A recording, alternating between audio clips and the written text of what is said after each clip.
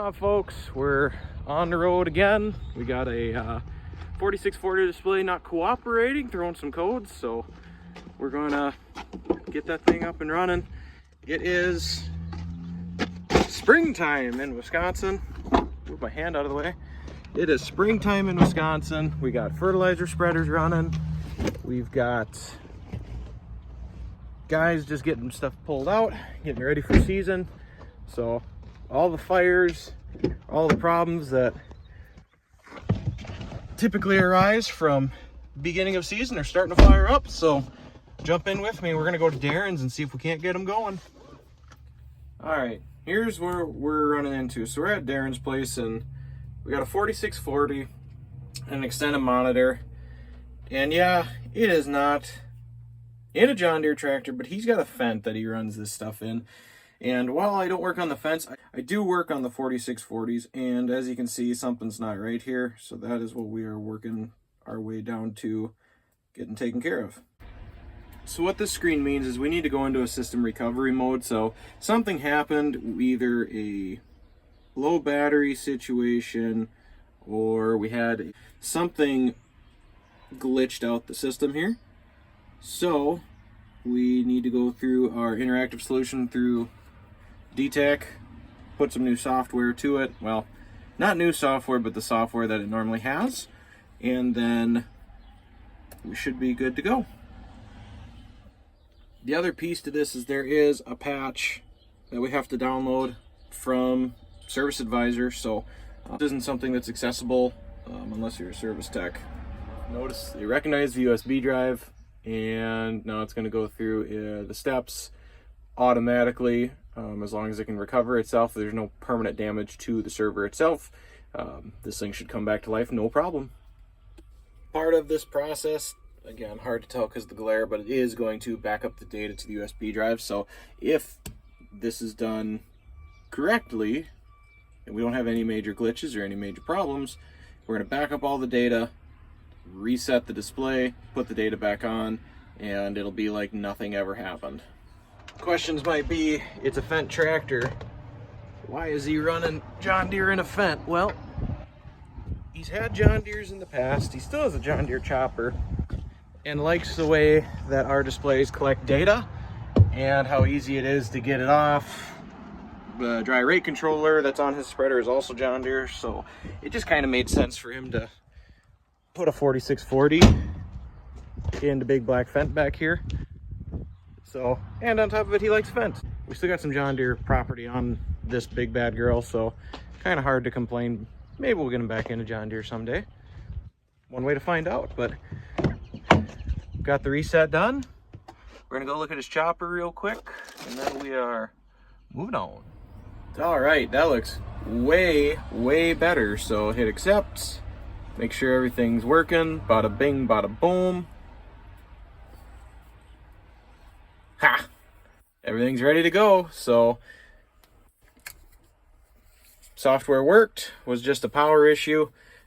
No harm, no foul, but while I'm here, I am gonna check and make sure we're on the latest and greatest software, which we are. We're on 23-3, kind of hard to see. Another one out of the books, ready to roll.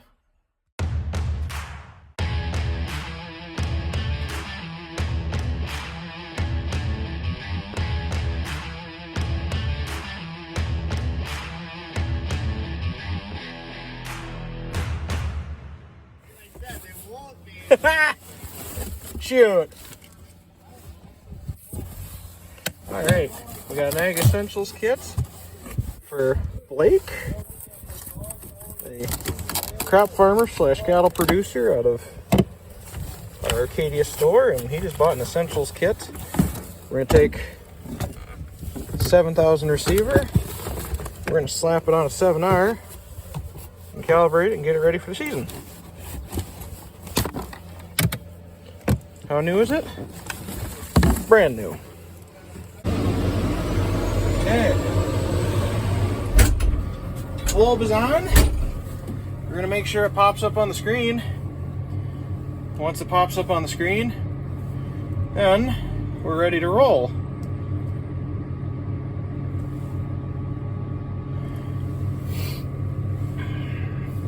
We're going to do a TCM calibration, make sure she's calibrated up, and we're on the road. Now, you can do the advanced TCM calibration or the standard. The only problem is if you look around, it's wet.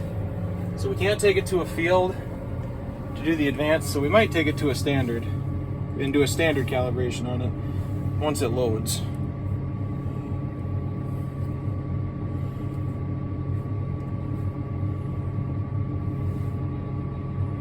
Naturally, it doesn't want to load, so we're going to do a disconnect.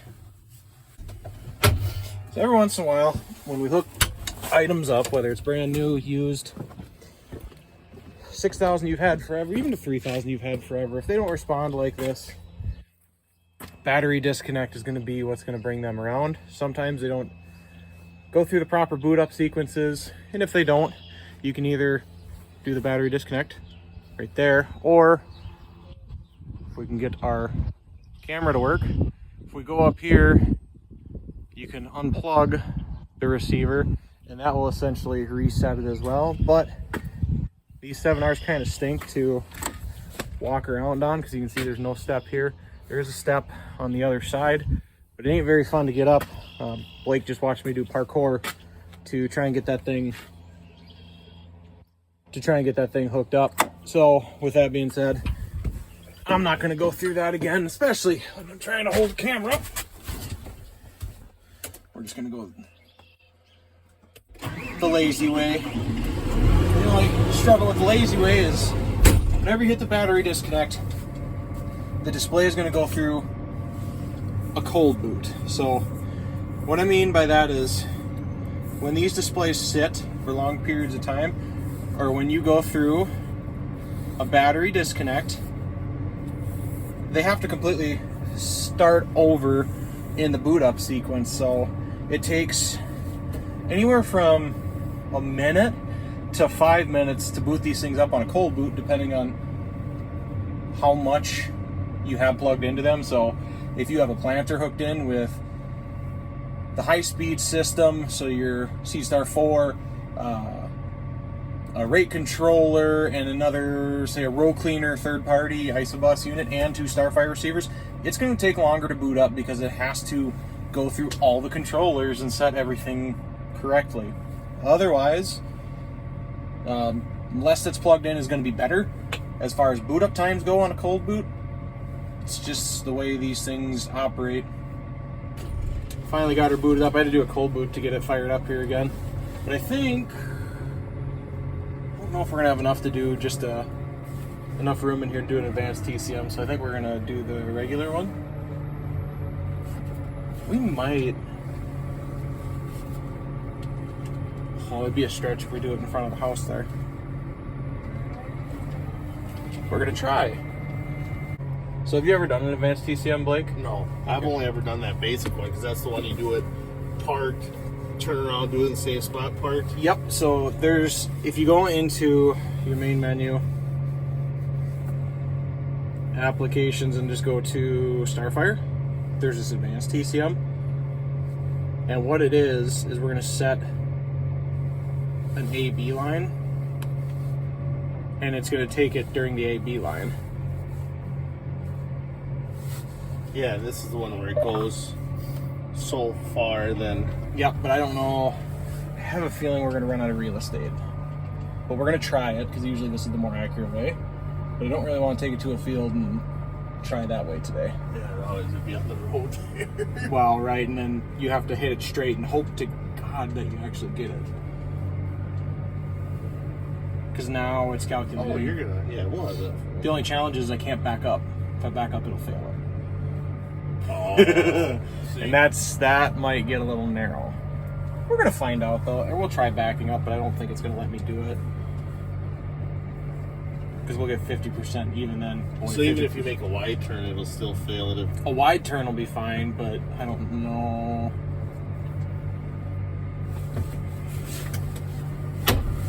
We're gonna unlock the brake and see if we can make it. That's the other thing that drives me nuts. The lock. Yeah, because it makes you lock it back in to get that 30 mile an hour. Uh-huh.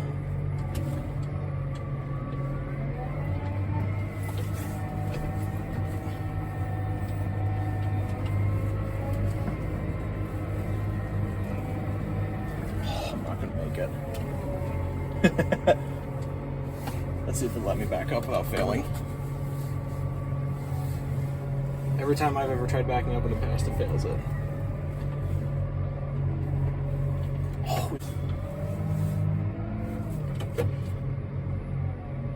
I think this shuttle shift's never been used on this tractor. No, it's probably the second time in its life it's ever been used. Oh! I think we got away with it. Because as long as you keep it under 4 miles an hour, it'll track. Yeah, turn, baby. But even in a tight space, this is where it's hardest. Well, look at that, it's still going. Still going, it hasn't rejected it yet. We'll find out at the end. Man, your Gator does look good though. Yeah. I haven't drove my truck since he delivered it. Have you really? That's, well, before, because I mean, I got a diesel, so and I only live 2 miles up the road. Well, and you can drive that one on the road too. Yeah, and that's way nicer to just hop in that and come to work and go back. Ha! It passed. Than to fire up my diesel, drive 2 miles, shut it off right away. I don't blame you. 7,000 receivers calibrated. We're ready to go on that side. Now, we got this nice M modem, and I'm gonna comes in this kit as well, and we've got two options. We can either throw it in a combine and use it later, or throw it in the 30 series now. So, like snapping on the globe, we're gonna do a basic TCM calibration on this. Stick this modem in there. We'll be connected so we can see trouble codes, location, and do proactive servicing for Blake. Good or snap? Absolutely, because people don't understand that either. So just to give some context here while Blake's hooking that up for us to use, Blake runs a 3500 centerfold Kinsey. Well, notice it's not very big. It's just an 8-row, which is pretty small in the retrospect of the world, but look around, we got a lot of hills, a lot of trees, and a lot of small fields. So, I mean, Blake, would you want to run a 24-row around here? It wouldn't fit in probably 90% of my fields. And that's a lot of what we run into in this part of the world. And actually, the camera doesn't do justice. But up here, over the concrete walls, there's a pasture out there, and it looks like there's a knob there and a knob there. That's some pretty aggressive stuff, to the point where it's an aggressive enough slope where farming that would be a real challenge, let alone if you pulled all the trees out of it. So to make it work around here, we have to work with things like an 8-row planter or a 12-row planter or 16, and not really much bigger than that. And even if you do have the big ones like the 16 and the 24s, you got to have your poop in a group. Even a 16-row wouldn't fit in most of my fields. No, not in this valley. It would be a lot of folding and unfolding to plant for 5 minutes. Well, I mean, you've never really been to western Wisconsin until you plant around trees. Nope. That's how you know you're in western Wisconsin. We have to plant around our obstacles. Trees and pastures. Yep. Go through this pasture to get to this 5-acre field. And like over the river and through the woods, like that stuff is legit around here.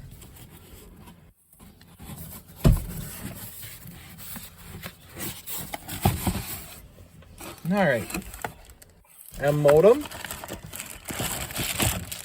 which we've talked about before. Watch how easy this is.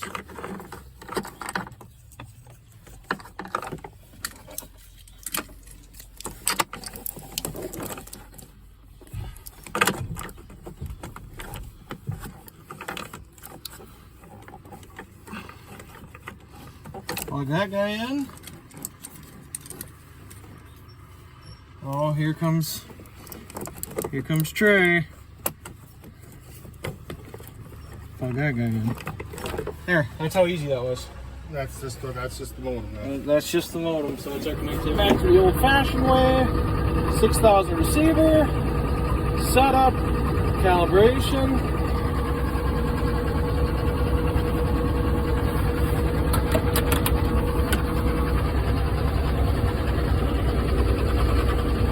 flip this bad boy around and do it again. There. Back at our baseline, wait for it to quit shaking. Park that rear axle back in the exact place we were. We're calibrated. TCM cals are super important around here. The TCM stands for Terrain Compensation Module. So it's tracking our yaw rates and all that fun stuff. So we don't calibrate that when we get in a side hill and it thinks we're driving like this instead of driving like this on a side hill, we're going to be all screwed up on our auto track lines. So TCMs need to be calibrated at the beginning of the year or any time that globe is moved. Now, we did it with Blake. You ain't got to worry about it no more. You should be ready to plant for another day. And with that, we got Blake ready for the season. So we did his pre-season meeting that we do, Tractor Central through the AMS department through our service agreements. So went through all of his displays and receivers, made sure that they were all updated with software and that they were ready to go, that he had his client farms and fields that he wanted in there, which were none because he's starting from scratch this year. We installed an M modem into his 30 series tractor. We put a 7,000 receiver on his 7R 350 tractor, so he's just going to run that with SF1.